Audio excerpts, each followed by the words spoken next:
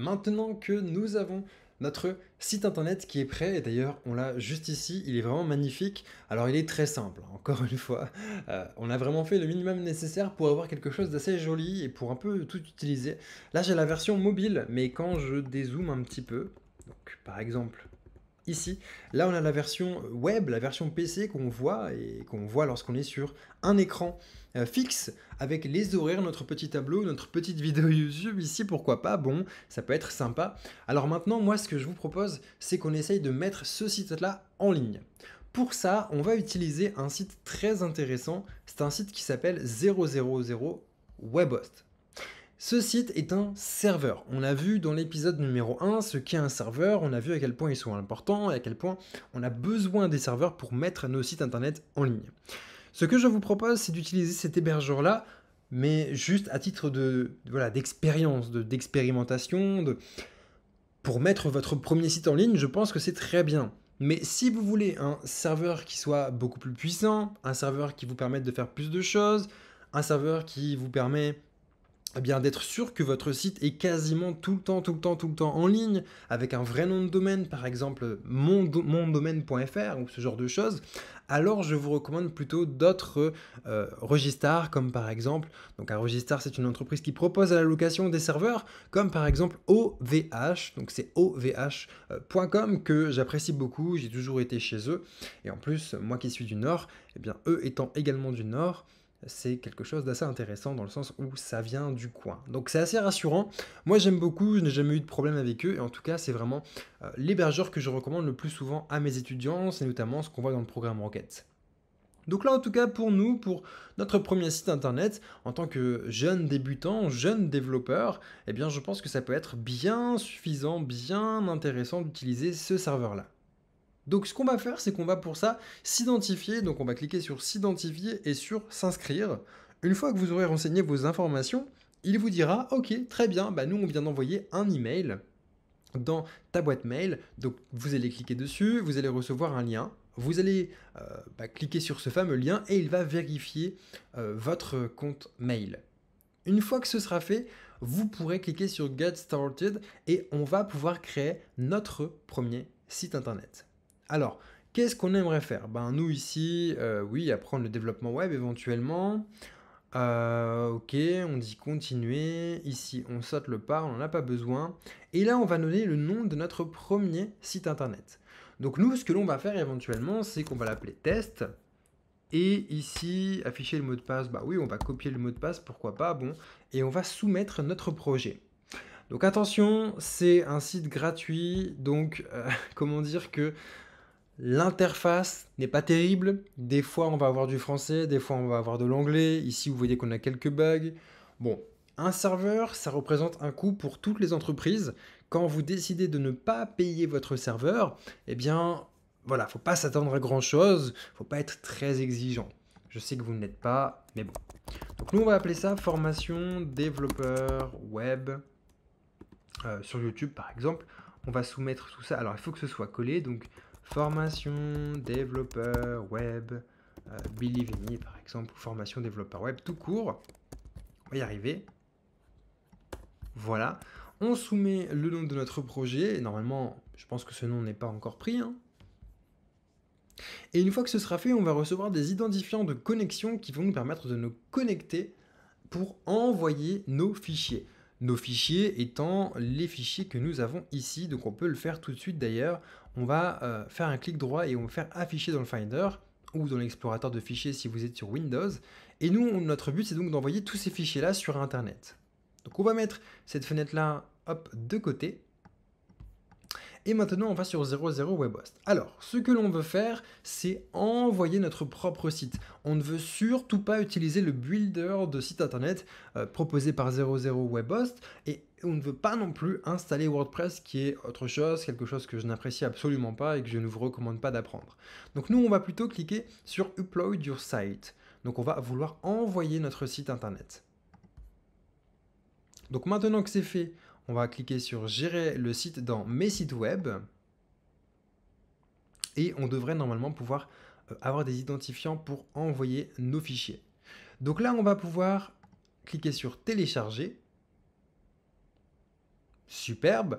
On va aller dans le dossier public HTML qui est juste là. On va double-cliquer dessus. Et là, notre but, ça va être maintenant d'envoyer nos fichiers. Alors, on va prendre tout ça, on va le glisser ici sur 00 Webhost et on va cliquer sur Upload. Donc le but ici, c'est vraiment d'envoyer tous nos fichiers, les fichiers qui contiennent notre site internet. Et attention, je vous l'ai dit, mais mettez-le bien dans public-html. C'est vraiment très important de mettre vos fichiers de votre projet sur ce dossier-là si vous voulez que ça fonctionne. Maintenant que c'est fait, on va pouvoir aller sur notre site internet.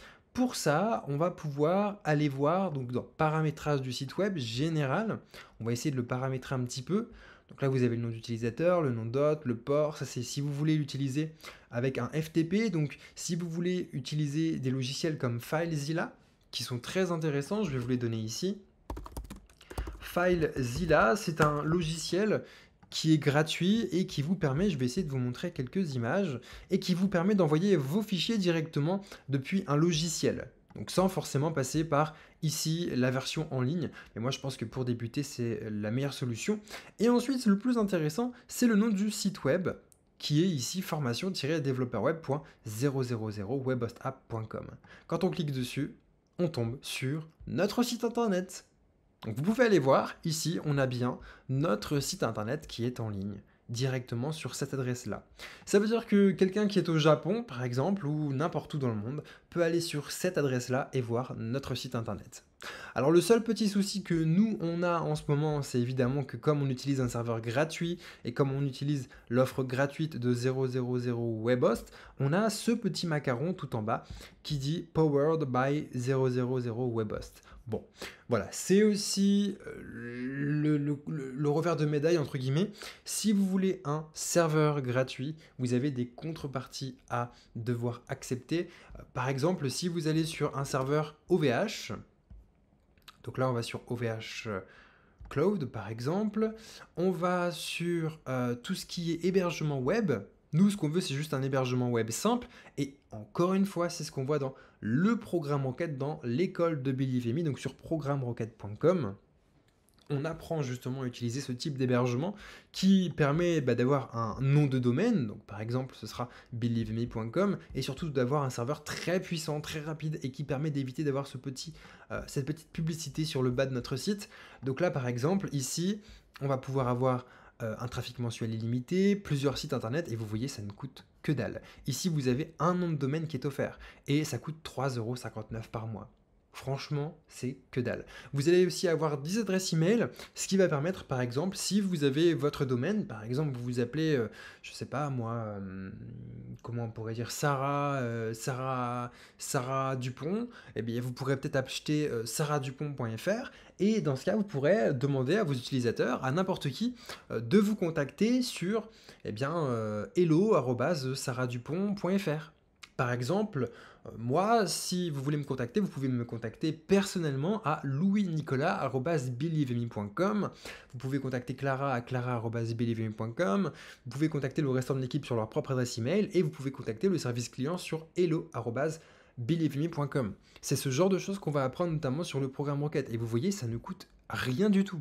Vous allez pouvoir avoir 1 giga d'espace disque, alors que, en plus en haute disponibilité, donc ça veut dire que si un jour un de leurs disques durs tombe en panne et crash, vous ne perdez plus vos fichiers, contrairement à 000 Webhost, où là vous avez que 300 mégaoctets, et en plus, eh bien, si jamais le disque dur tombe en panne, vous n'avez rien à dire, c'est tout, vous ne payez pas, donc certainement pas qu'ils vont se casser la tête pour que vous récupériez vos fichiers. Vous pouvez avoir en plus plusieurs sites internet différents, donc voilà, pour moi c'est vraiment la meilleure solution, c'est d'utiliser ce type d'hébergement. Mais bon, nous, pour un premier site internet, en tout cas, moi, j'ai commencé mon premier site internet, j'utilisais un service qui était un peu différent de 000 Webhost. L'avantage de ce service à l'époque, c'est qu'il n'y avait pas de petite publicité qui s'ajoutait. Donc, c'était plutôt bien. Maintenant, ce service n'existe plus. C'était Olympe Network, il me semble. Je vais vérifier avec vous si ça existe encore. Tiens, Olympe Network. Olympe Network, non, bah non, ça n'existe plus, hein. Mais bon, c'était Olympe Network que j'utilisais à l'époque, c'était très intéressant, mais bon, quand je vous dis ça, ça date d'il y a maintenant 10-15 ans, donc ça fait un paquet d'années. Mais donc voilà, maintenant, vous avez votre site internet en ligne. Eh bien écoutez, c'est tout ce que je souhaitais vous montrer dans cette série gratuite sur YouTube. On a appris, l'air de rien, à partir de zéro à comment fonctionne le web, qu'est-ce que le web, qu'est-ce qu'Internet, comment est-ce que ça fonctionne, voilà, comment les serveurs sont reliés entre eux.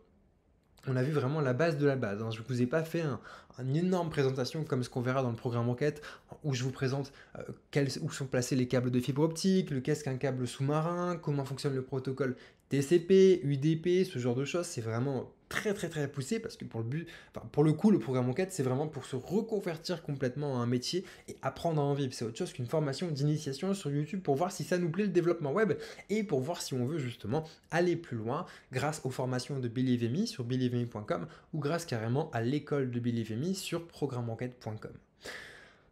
Donc voilà, j'espère que vous avez apprécié cette formation sur YouTube. C'est un petit peu différent de ce que je propose d'habitude sur YouTube, mais j'ai envie de changer un petit peu le type de contenu qu'il y a sur cette chaîne YouTube, d'aller sur des trucs qui sont un peu plus complets, un peu plus professionnels. Alors les tutoriels sur YouTube sont très intéressants, je ne dis pas le contraire, mais le but c'est aussi de faire des vidéos qui soient un petit peu plus accessibles à ceux qui ne touchent absolument rien au développement web, via des podcasts ou des genres de choses où je vous présente par exemple une vidéo qui a très bien fonctionné sur les meilleurs langages de programmation de l'année. Je vous invite donc à aller sur programmeenquête.com, au moins aller voir la vidéo de présentation. Elle est sur YouTube, elle est absolument incroyable. Il y a eu beaucoup de budget cette année sur la vidéo de lancement. Allez voir aussi la présentation du programme enquête sur programmeenquête.com. Peut-être que les inscriptions à l'heure où vous voyez cette vidéo sont encore ouvertes. Par chance, c'est possible, sachant qu'elles ne sont ouvertes que quelques jours, enfin quelques semaines, une fois par an.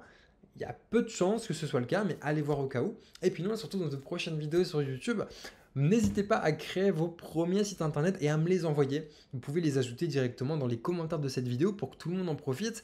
Et puis nous, surtout dans une prochaine vidéo. Amusez-vous bien et à très vite.